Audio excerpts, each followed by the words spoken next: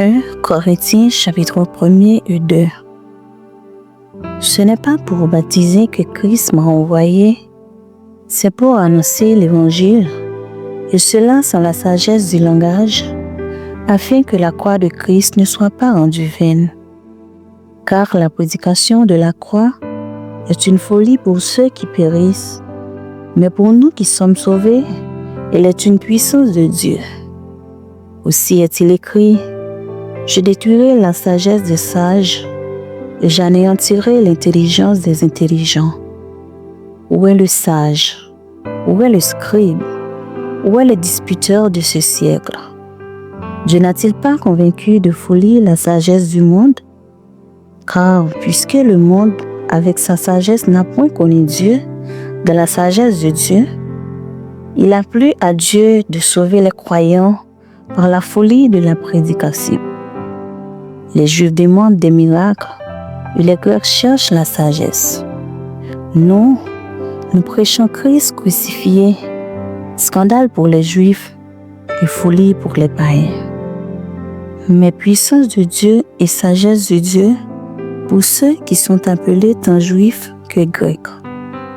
Car la folie de Dieu est plus sage que les hommes, et la faiblesse de Dieu est plus forte que les hommes.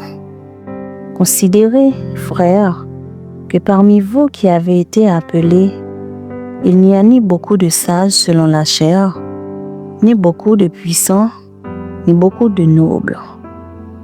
Mais Dieu a choisi les choses folles du monde pour confondre les sages. Dieu a choisi les choses faibles du monde pour confondre les fortes. Et Dieu a choisi les choses viles du monde et celles qu'on méprise, celles qui ne sont point, pour réduire à néant celles qui sont, afin que nulle chair ne se glorifie devant Dieu. Or, c'est par lui que vous êtes en Jésus-Christ, lequel, de par Dieu, a été fait pour nous sagesse, justice et sanctification et rédemption, afin, comme il est écrit, que celui qui se glorifie dans le Seigneur. Pour moi, frère, lorsque je suis allé chez vous, ce n'est pas avec une supériorité de langage ou de sagesse que je suis allé vous annoncer le témoignage de Dieu. Car je n'ai pas eu la pensée de savoir parmi vous autres choses que Jésus-Christ et Jésus-Christ crucifié. Moi-même, j'étais auprès de vous dans un état de faiblesse, de crainte et de grand tremblement. Et ma parole et ma prédication ne reposaient pas sur les discours persuasifs de la sagesse, mais sur une démonstration d'esprit et de puissance, afin que votre foi fût fondée non sur la sagesse des hommes, mais sur la puissance de Dieu.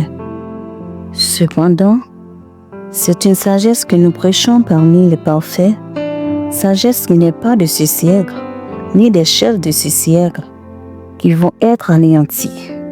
Nous prêchons la sagesse de Dieu, mystérieuse et cachée, que Dieu avant les siècles avait destinée pour notre gloire.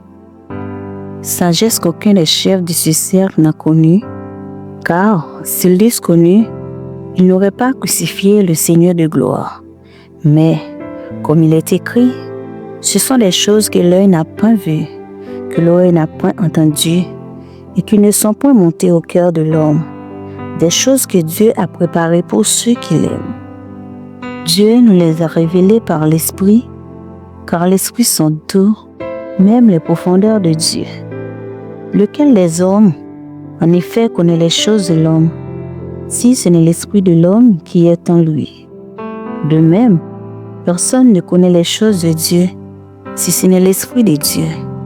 Or nous n'avons pas reçu l'Esprit du monde, mais l'Esprit qui vient de Dieu, afin que nous connaissions les choses que Dieu nous a données par sa grâce. Et nous en parlons, non avec des discours qu'enseigne la sagesse humaine, mais avec ceux qu'enseigne l'Esprit, employant un langage spirituel pour les choses spirituelles.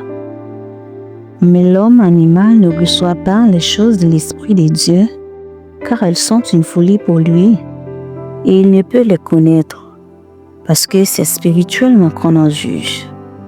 L'homme spirituel, au contraire, juge de tout. Et il n'est lui-même jugé par personne, car qui a connu la pensée du Seigneur pour l'instruire. Or nous avons la pensée de Christ.